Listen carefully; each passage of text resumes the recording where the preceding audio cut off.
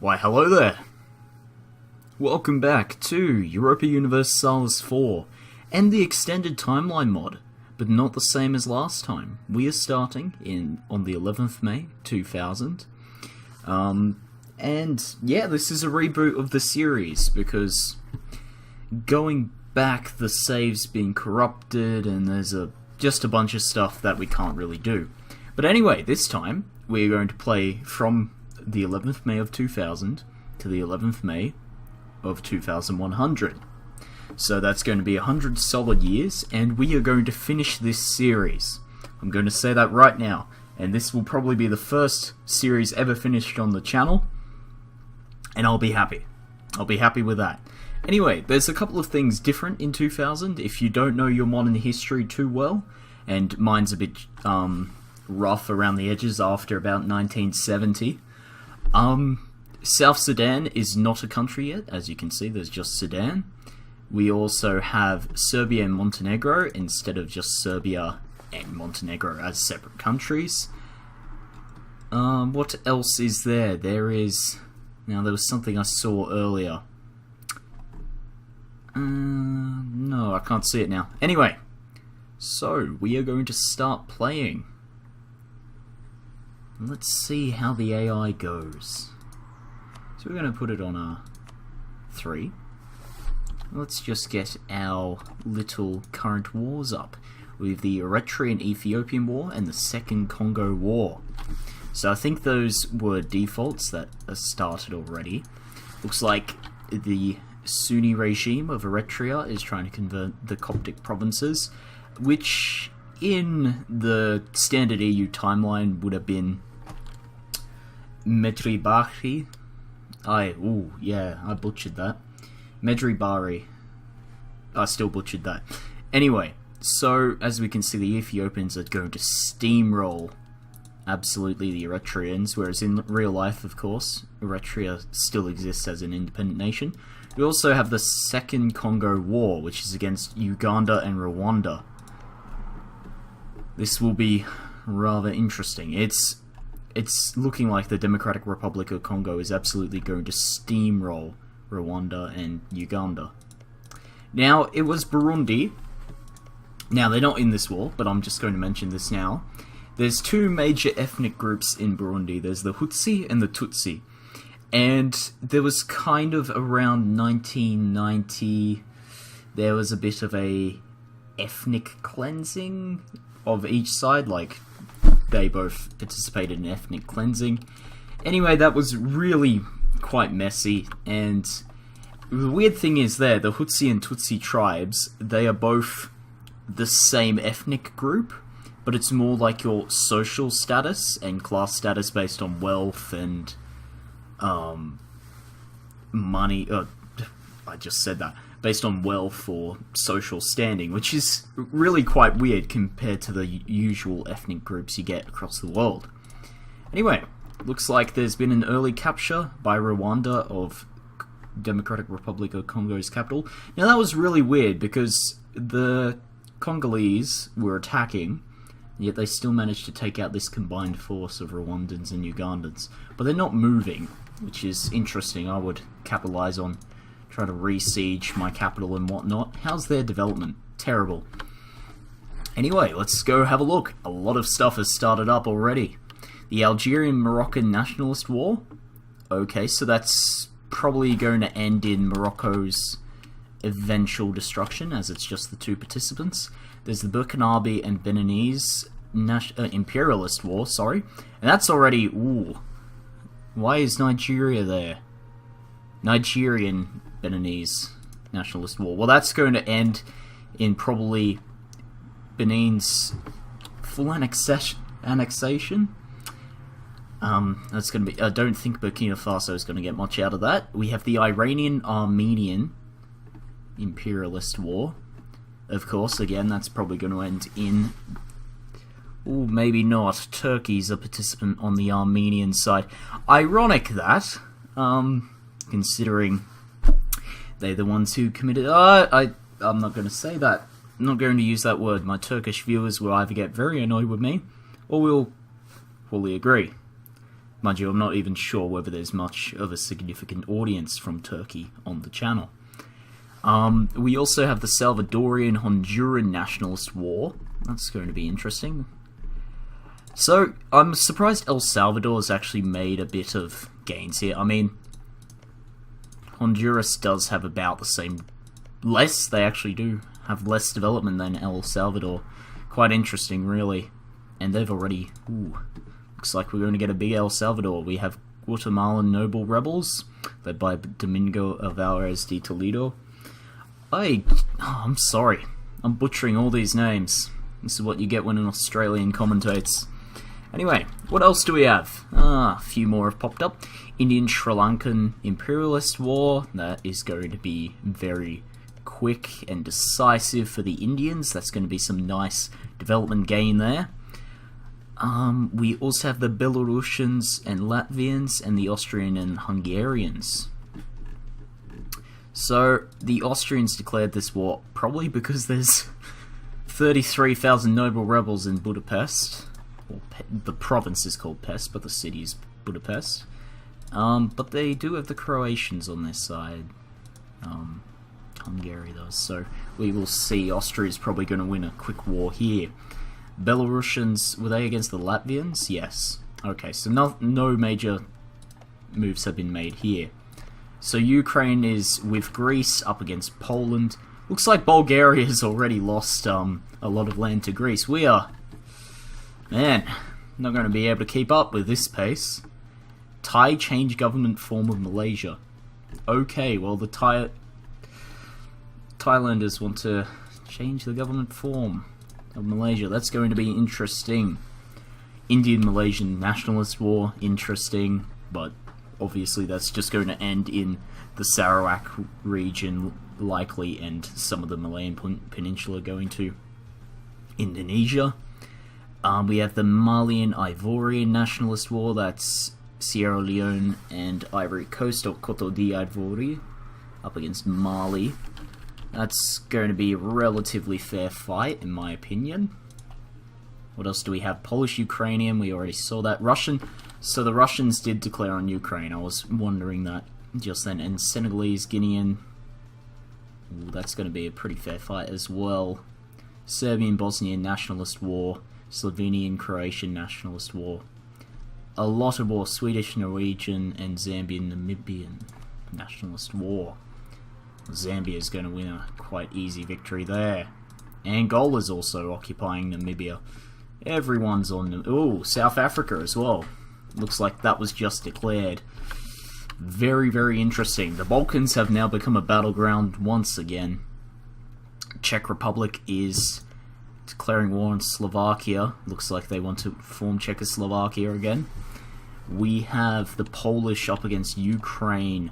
However, Warsaw has already been occupied, whereas Padilla on the other side. But Luhansk and Donetsk is going to fall to the Russians, and probably Crimea. Actually, they don't actually have cores on Crimea in this timeline, which is very interesting. So we just passed September 11. The US hasn't been destroyed or overrun by jihadists. Funny that, huh? Well then, and no, the US is just sitting pretty. No issues whatsoever. Well, good job US. This seems relatively peaceful up in North America. What about South America? Is there anything big going on there? Looks like a couple of our wars have ended, and we have the Argentinian-Chilean nationalist war. So that's Argentina and Peru up against Chile. And Austrian-Hungarian. Is that the Austrians losing? Yeah, that's the Austrians losing. Chinese changed government form of Myanmar up against Cambodia, India, Myanmar. So already the big players are going at it. So if we head over here to Southeast Asia, how are the Chinese going? That's a lot of forces. That's, yes, quite significant. The Indians will have to mobilize rather quickly if they want to stem the tide here, but looks like that's going to be pretty decisive.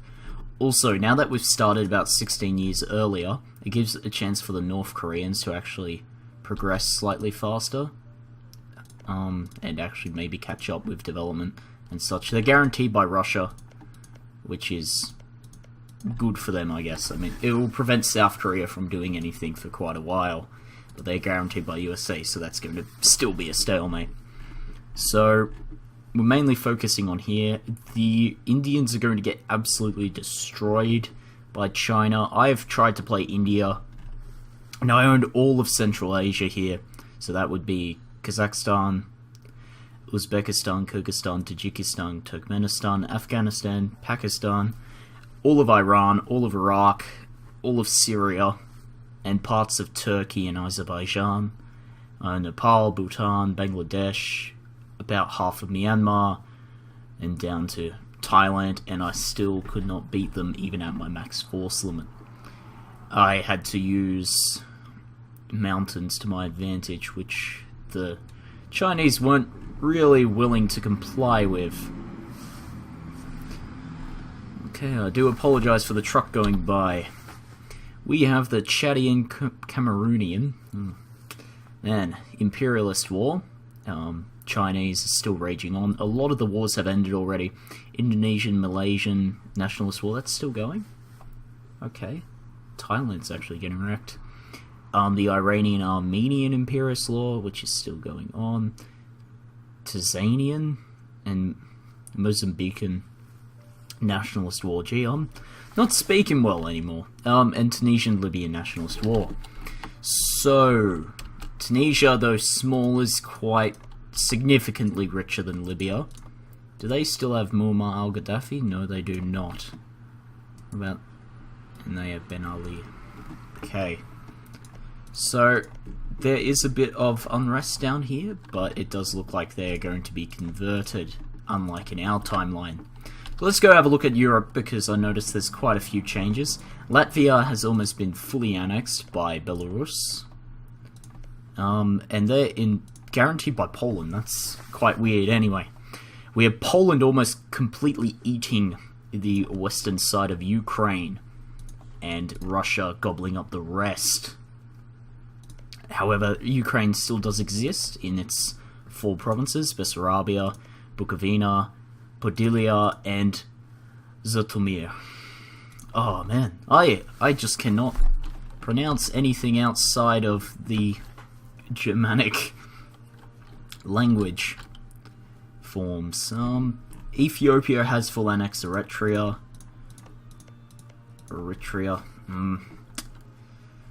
So the Ethiopians do have sea access.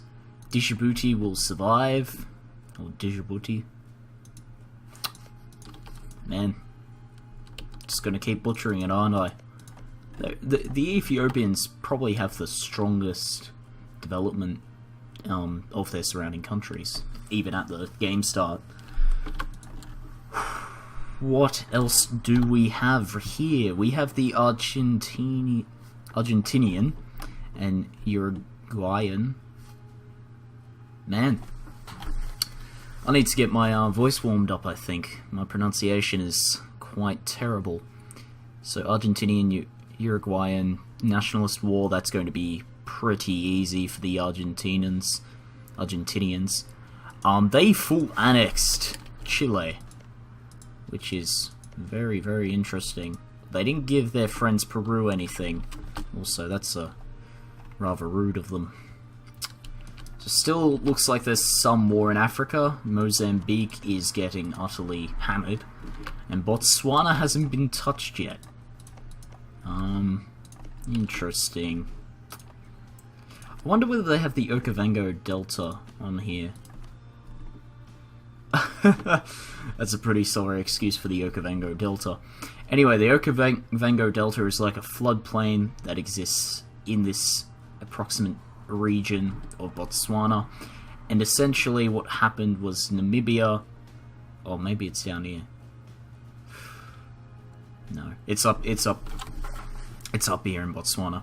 Anyway, yeah, the Okavango Delta flowed down through here, and the Namibians wanted to block it off with a dam. And that would have completely ruined some of Botswana's amazing wildlife. Like, the diversity would have crumbled because a lot of animals relied on the area for water in the wet season. Anyway, Nigeria, as we predicted, has full annexed Benin. And they're going after there goes Cameroon. So the Nigerians are already making gains. I do believe this is quite a bit faster than what they did last time. They have already expanded their borders quite significantly. The Chadians also jumped in. Looks like they're going to take Cameroon's northeastern part, as the Nigerians have already eaten most of it and split them in two.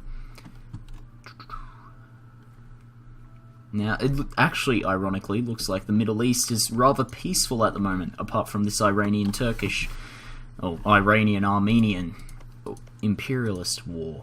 And this is going to be interesting to see who wins here.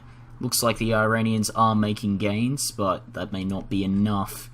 So, how's China doing? China has managed to push back the Indians. However, the Indians just won a critical battle. And China is moving into Patna.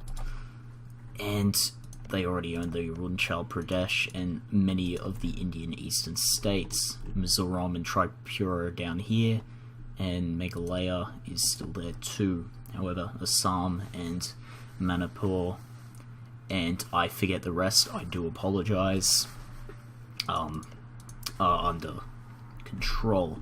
Northern part of Myanmar, or Burma if you like, is also under control of the Chinese government.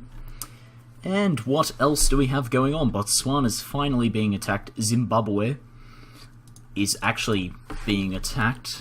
Mugabe's not there. That's Gatsi Beria. I do not know the man.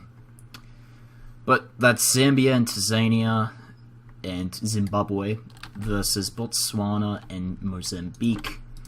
It's going to be quite an interesting battle, I do believe. Mozambique has managed... this may be a different war. Is this a different war? No, it is not. So they've managed to regain all their land from the aggressors. Very good for Mozambique. However, can they maintain this relative peace in their lands for long? They do own the Tanzanian capital. I always want to call Tanzania Tanganyika. Or, yeah, Tanganyika. Not quite sure how you say it, but after the lake here, Lake Tanganyika. Tanganyika. Sorry. I do apologise.